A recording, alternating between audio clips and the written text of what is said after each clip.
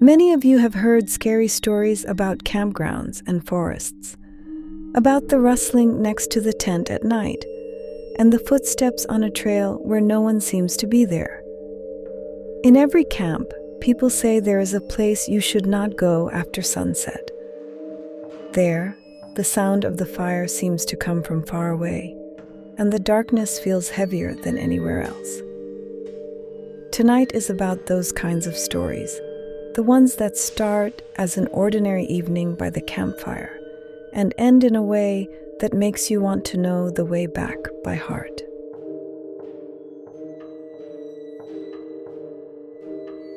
I absolutely love camping. Back when my friends and I would come home from college, we'd pack up the cooler, grab our gear, and head out into the woods for the weekend. But once I was away at university, nobody, not my sorority sisters, not my other friends, wanted to come with me. So I dealt with some serious camping withdrawal, completely on my own. Then one day, the weather was just too perfect to let go to waste. I grabbed my gear, borrowed my friend Ryan's car, and drove out to a spot I knew well, tucked away enough to feel like a real escape, but close enough to town that I could reach help if I needed to. Camping scares me sometimes, and honestly, that's half the fun. Same reason people read stories like this one, and being a little scared feels kind of alive. I set up camp, got the fire going, and settled in with some snacks. I hadn't brought much food, but I was happy, reading, looking around, just soaking it all in. And then I felt it, that prickling sensation at the back of your neck, the feeling of being watched. I went completely still. A branch snapped to my left, and about 100 yards out, a doe burst through the bushes and disappeared into the tree line. I laughed at myself, grabbed an armful of firewood, and headed back to the fire. I kept spooking myself after that, hearing things just beyond the edge of the firelight. Classic me. I shook it off and went back to whittling the stick I'd been working on. Around 1 a.m, I decided to crawl into my tent and turn off the lantern. I'd been snacking and enjoying a cheap cigar. Honestly, one of the best things about solo camping. No one to judge you, and I drifted off pretty quickly. Around 2 a.m, I heard footsteps. Light, careful, deliberate.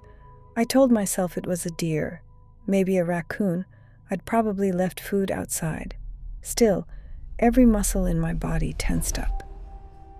After about 30 minutes of restless half-sleep with one eye open, I heard a scraping sound, and then the tent wall began slowly pressing inward. I don't know how I kept it together, but I just sat there, frozen, gripping my camping knife. Every instinct screamed at me to push it through the fabric, but I held back, clinging to the hope that maybe, just maybe, it was one of Ryan's college friends messing with me. And then, just as suddenly as it started, it stopped. I exhaled slowly, 2 or 3 hours until sunrise. Sleep was no longer an option. Around 4 a.m, one clear thought cut through the panic. Put your boots on, the steel-toed ones, just in case. I sat there, completely still, listening to nothing. And then the car alarm went off, shrieking through the forest. I bolted out of the tent. 2 steps out, a hand clamped hard over my mouth. I opened my mouth to scream, and his pinky finger slipped right between my teeth. They say adrenaline unlocks something primal in people. For me, it delivered one single crystal-clear impulse. Bite down, hard. His finger snapped. He screamed, yanked his hand away, and sprinted downhill into the darkness. I ran the opposite direction and did not stop. I must have looked completely unhinged arriving at a stranger's farmhouse. A girl in a tank top, athletic shorts, and steel-toed boots with a split lip. Not from him. I'd bitten through my own lip somewhere in the chaos. I told them everything. They called the police, found me some dry clothes, and the man of the house made me a warm drink. I will be grateful to that family for the rest of my life. By the time the officers arrived and we made it back to the campsite, the sun was coming up. What I saw there scared me more than anything that had happened in the dark. Sitting right next to my tent was a red fuel canister. He could have just burned me, long before any of this ever happened. And the finger? Gone. He had come back for it. They never caught him. So somewhere out there is a man, maybe eating dinner alone tonight, maybe sitting at a table with a wife and kids, and he is missing his right pinky finger.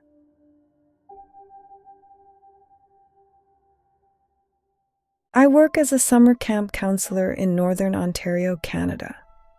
That particular day, I was out on an overnight trip with a group of 10-year-old boys on the same lake where our camp is based. We paddled out by canoe, picked a spot, and set up our tents like we always do.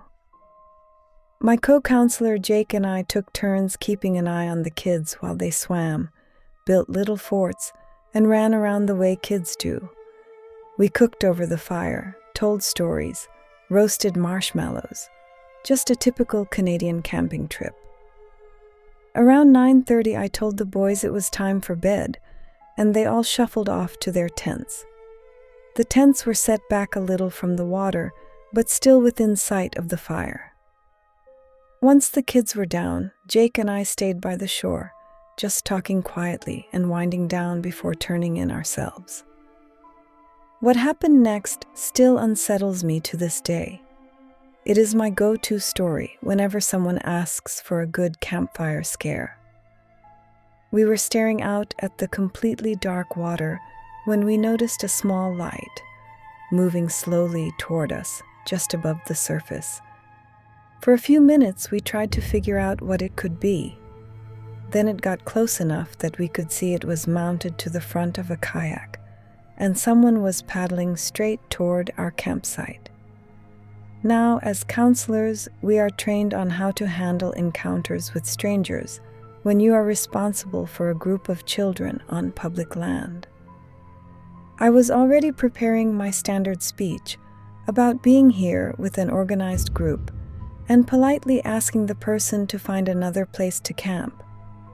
But when the figure got close enough to see clearly, something went cold inside me. It was a woman who looked to be around 60 years old.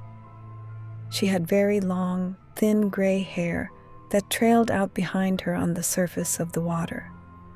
Her skin looked dry and weathered, and her eyes were flat and barely visible beneath deep wrinkles. She looked directly at me, and when she spoke, I could see she had almost no teeth. "Are all your children safe and in their beds?" she asked, nodding toward the tents. I had no idea what to say. I was honestly in a state of panic. I told her the kids were fine and that she needed to move on. "Good," she said with a slow smile. "Right where they should be at this hour." Then she turned the kayak around and paddled back into the darkness. Jake and I were shaken in a way I have never been before or since. It was not just the way she looked, like something out of a nightmare. It was the fact that she was asking about the children and whether they were in their beds. Not knowing what else to do, we grabbed our camping knives, checked on every single kid, and sat back down at the fire to wait. About 30 minutes later, things got genuinely terrifying. On the opposite side of the lake, another counselor named Mia was running a trip with a group of kids the same age. She sent me a message that said something like, "Hey Sean, stop trying to scare us. This is not funny. My kids are actually frightened." I called her immediately. I told her I had just had a deeply strange encounter at my own campsite, and I was absolutely not joking around. It turned out that one of her kids had gotten up in the middle of the night to use the bathroom and seen a woman with long, flowing hair standing at the water's edge, with her arms stretched wide open.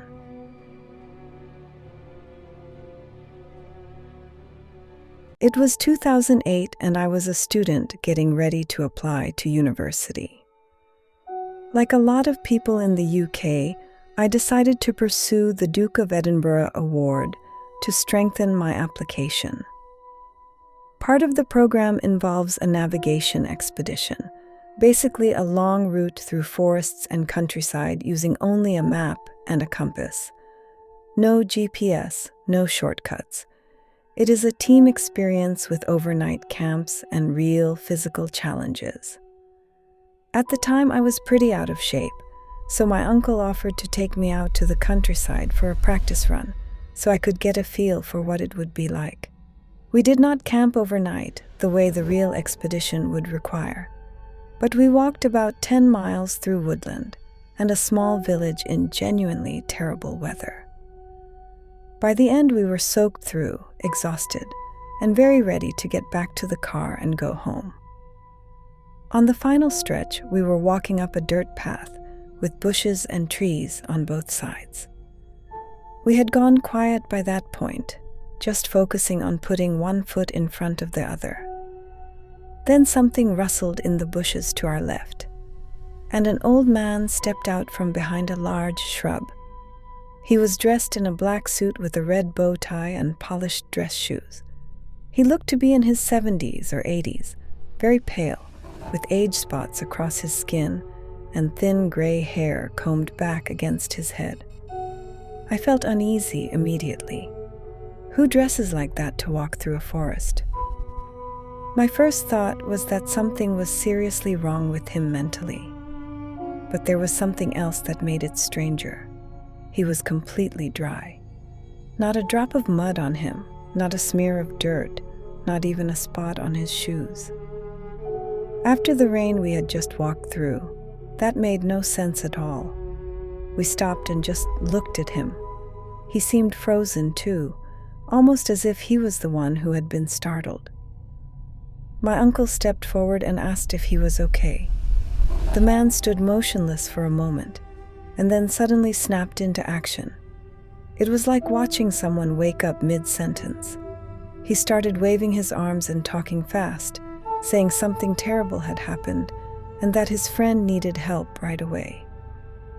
Then he began backing into the trees, waving for us to follow him, so we followed. At first we walked quickly, then almost at a jog, because he was moving surprisingly fast for his age. Within about a minute he disappeared from sight, but we could still hear him ahead of us and kept following the sound until we came out at the edge of a steep slope. We stopped at the top and looked down. He was at the bottom, looking up at us, begging us to come down. The slope was steep, maybe 40 degrees, about 15 meters long, and completely covered in slick, wet mud. There was nothing to hold on to. It looked like a guaranteed way to get seriously hurt. I stood there staring at him and thought, how did he get down there so fast and still look completely clean?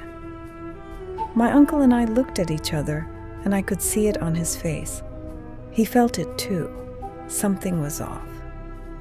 I actually took a step forward to start going down, and my uncle grabbed my arm hard and said, "Something is not right here." We backed away from the edge. The man at the bottom started to change. He went from pleading to angry almost instantly. He kept demanding we come down, repeating that his friend needed help. But then his voice shifted. It got lower and rougher, almost like a growl. He started jumping and shouting, slamming his own fists against his knees like a child having a breakdown. His face went red within seconds. His eyes looked wide and bulging.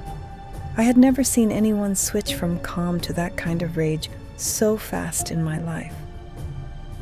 We turned around and walked away quickly.